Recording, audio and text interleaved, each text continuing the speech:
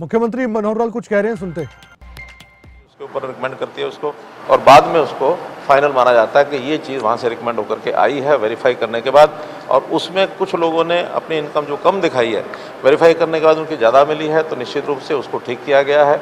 और फिर जो उनकी शिकायतें ग्रीवेंसेस होती हैं, उन ग्रीवेंसेस को भी सेक्टर कमेटी में शिकायत देता है व्यक्ति, और अल्टीमेटली एडीसी लेवल के ऊपर उसको फाइनल किया जाता है। अभी एडीसीज को एक पावर हमने ओवरराइडिंग पावर दी है कि किसी प्रकार की भी सर्वे के बाद या कोई डॉक्यूमेंटल डाटा अपडेशन का जो सिस्टम है उसके बाद एडीसी को फिर भी लगता है, कोई कंप्लेनेंट वहाँ पहुँचता है कि मेरा तो इन सब बावजूद इनकम कम है, तो वो अपने सिस्टम से वेरीफाई करा करके फाइनली हर प्रकार की उस इनकम का जो वेरिफिकेशन है उसके ऊपर ओवरराइडिंग पावर एडीसी को दी गई है। एडीसी फिर भी उसको कम करना चाहे तो करके उसको अपलोड कर सकता है। इस प्रकार की जो शिकायतें हैं अभी जो पेंडिंग हैं, लगभग 2 महीने में आज हमने जो तय किया है कि हर एक शिकायत को निपटारा करके उसको कंप्लीट किया जाएगा, जो इस प्रकार के सारे विषय हैं। ऐसे ही ग्रीवेंसेस इस नाते से जो लोग इस प्रकार के किसी प्रकार के ग्रीवेंस अपने परिवार पहचान पत्र को ठीक कराने के लिए, मानो कोई एड्रेस गलत है, टेलीफोन नंबर गलत है, कहीं नाम की गलती है, कुछ और है, ये ग्रीवेंसेस भी अभी तक 8,64,000 ग्रीवेंसेस आई थी, जिसमें से 8,18,000 ये ठीक कर दी गई हैं, और बाकी जो बची हैं लगभग 46,000, इनको भी अगले इस 2 महीने में इसको भी ठीक कर दिया जाएगा, ताकि कोई ग्रीवेंस किसी को इस प्रकार की न रहे। फिर भी एक रेगुलर सिस्टम, कोई भी अपडेशन है, कोई चीज़ उसमें कम ज़्यादा करनी है, उसको रेगुलर तरीके से एडीसी की अध्यक्षता में वो सब कमेटियां लगातार इसको करती रहेंगी। और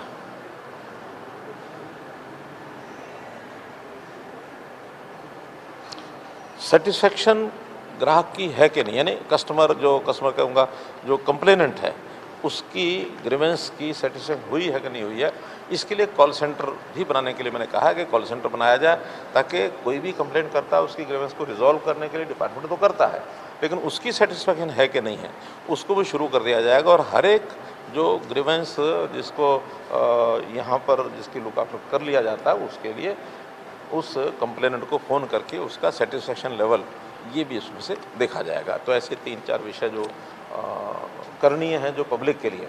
बाकी तो इंटरनल मीटिंग थी, बजट कितना है, एम्प्लॉइज़ कितने हैं, ऑफिस कहाँ होगा, क्या होगा, ये सब चीज़ें ग्रीवेंस परिवार पहचान पत्र अथॉरिटी की उसको एनुअल मीटिंग में जैसे होता रिपोर्ट के आधार पर किया।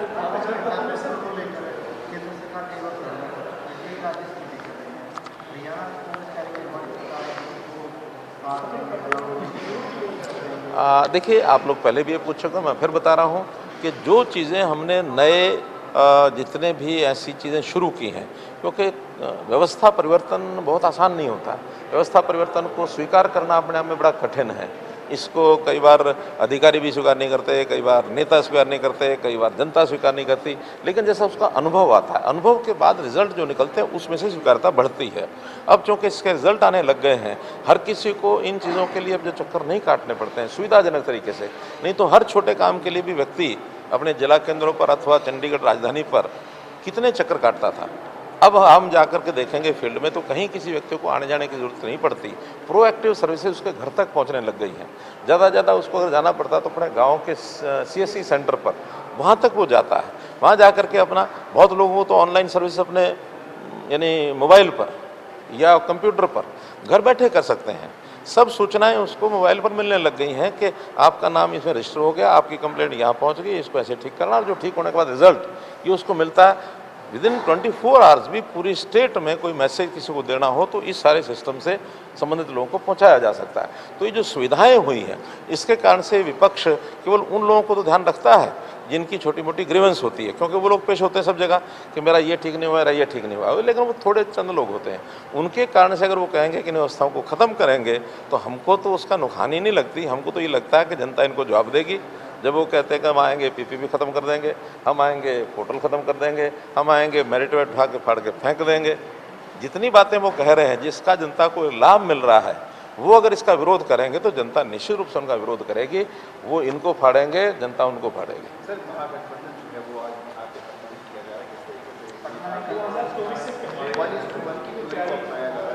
देखिए, ये लोकतंत्र है और लोकतंत्र में ये सब प्रयोग होते रहते हैं।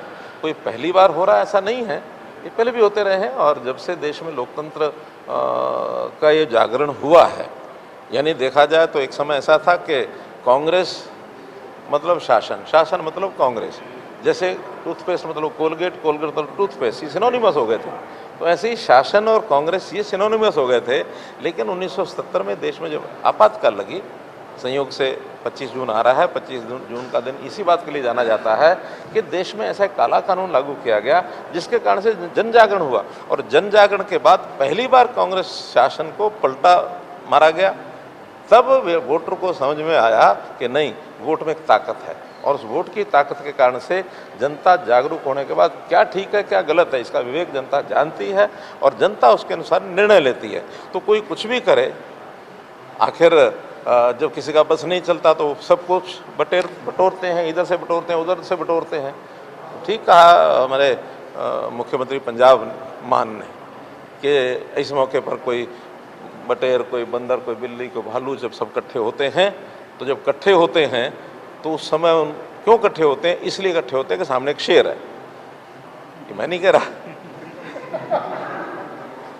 ये कहा पंजाब के सीएम मान साहब ने कि सामने कोई शेर है। अच्छा, मैं वही कह रहा हूँ, उस बंदर, बटेर और भालू शेर के उसमें, उस झुंड में, शेर तो सामने ही है, तो उस झुंड में अब वो भी जाके खड़े हो गए, उनको भी ध्यान में आ गया कि सामने शेर है।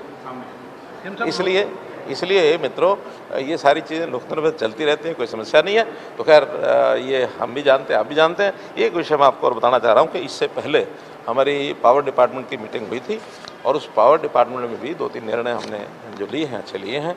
एक निर्णय जो गरीब परिवार हैं, अंत्योदय श्रेणी के, जिसकी इनकम लिमिट हमने 1 लाख रुपया प्रति वर्ष रखी हुई है, उसको अंत्योदय फैमिलीज़ कहा है।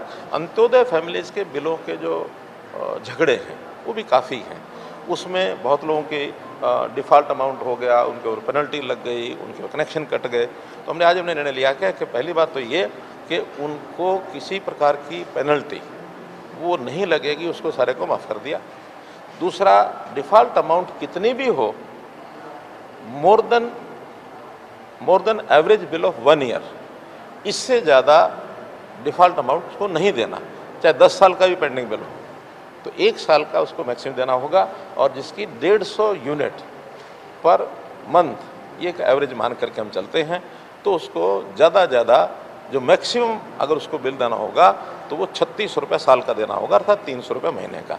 तो बाकी सारी चीज़ें उसके ये, और वो भी उसको 3600 रुपया, आज उसमें से मानो कुछ एक अमाउंट शायद 900 रुपये तय किए, 25%, उतना जमा कराने के बाद और उसका कनेक्शन चालू हो जाएगा। और चालू होने के बाद फिर उसको 1 साल तक बिल नहीं देना, बाकी जो बिल है उसका अगले 2 साल में डिस्ट्रीब्यूट करके, ताकि उसके पास बजट ज़्यादा उसका बिल ना बढ़े। लेकिन कनेक्शन कराने के लिए शुरू में शायद 4 महीने का बिल होता है, जिसका ACD, वो एक अमाउंट ऑफ जो 4 महीने का बिल होता है, उसका कुछ कहते हैं डिपॉजिट। वो डिपॉजिट, क्योंकि पिछला डिपॉजिट उसका डिफ़ॉल्ट अमाउंट में ख़त्म हो जाता है, तो अगला डिपॉजिट 4 महीने के बिल का, यानी 600 यूनिट का 1000-1200 जो बनेगा उतना ही जमा कराना। उसके बाद उसका कनेक्शन चालू हो जाएगा और फिर वो लगातार अपना बिल भरता रहे, और बाकी अमाउंट उसको 2 साल में, अगले 2 साल में उसको देना है। तो एक ये स्कीम आज पास की है।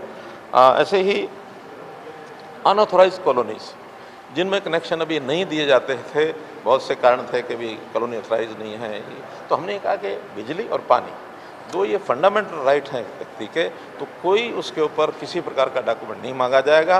केवल उसने अप्लाई करना है कि मेरे घर में कनेक्शन नहीं है, उसको 1 महीने के अंदर अंदर जो भी जो राइट टू सर्विस कमीशन में जो कनेक्शन देने की विधि है, उसके हिसाब से उसको कनेक्शन दे दिया जाएगा। कोई और पूछताछ नहीं की जाएगी। डिसकनेक्टेड कनेक्शंस को भी 1 महीने के अंदर जोड़ दिया जाएगा।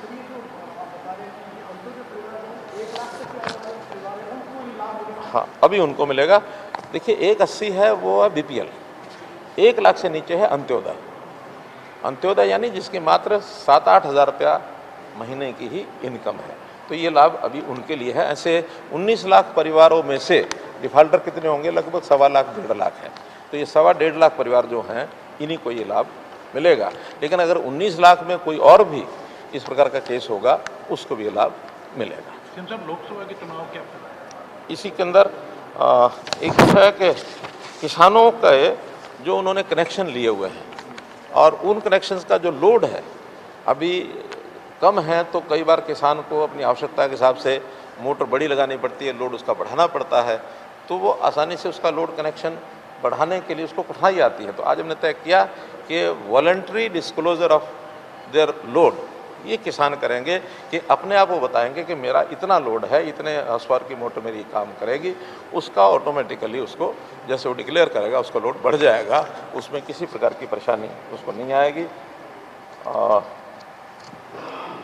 तो ये 3 फैसले आज बिजली विभाग के भी हमने लिए। हाँ, एक लोकसभा चुनाव पहले कराने की कोई चर्चा चल रही है कि दिसंबर में हो सकते हैं, कुछ ऐसा आप समाचार दे रहे हैं, हम छानबीन करेंगे इसके।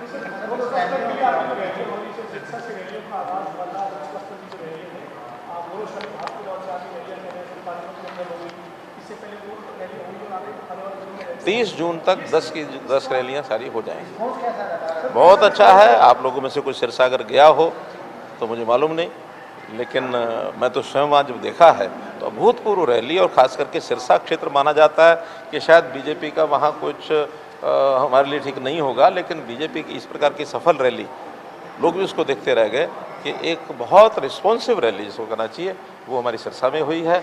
इसी प्रकार सोनीपत की रैली, उसमें मैं स्वयं गया था, उसमें वो भी अच्छी हुई है। अब 24 तारीख को पानीपत में है, 25 तारीख को फरीदाबाद में है, गुरुग्राम में है, शायद रोहतक में भी 25 को है, 29 को अम्बाला में है, तो जगाधरी में अम्बाला लोकसभा, तो लोकसभा क्षेत्र में कहीं भी होती है तो उस क्षेत्र की एक रैली होगी। ऐसे बाकी भी सब तय हो चुके हैं। 30 तक सभी रैलियां संपन्न हो जाएंगी।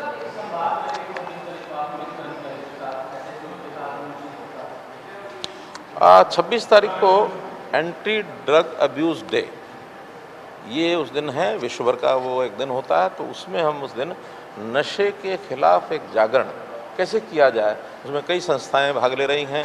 पुलिस का जो एक अपना डिपार्टमेंट एंटी नारकोटिक्स जो ब्यूरो है वो अपना एक कार्यक्रम कर रहा है। एक सांस्कृतिक कार्यक्रम कैसे कैसे किए जाएं और हरियाणा में किस प्रकार से जनजागरण किया जाए वो भी एक है। तो ऐसे 3 बड़े कार्यक्रम पंचकुला में होंगे। आप लोगों को सबको निमंत्रण है भाई।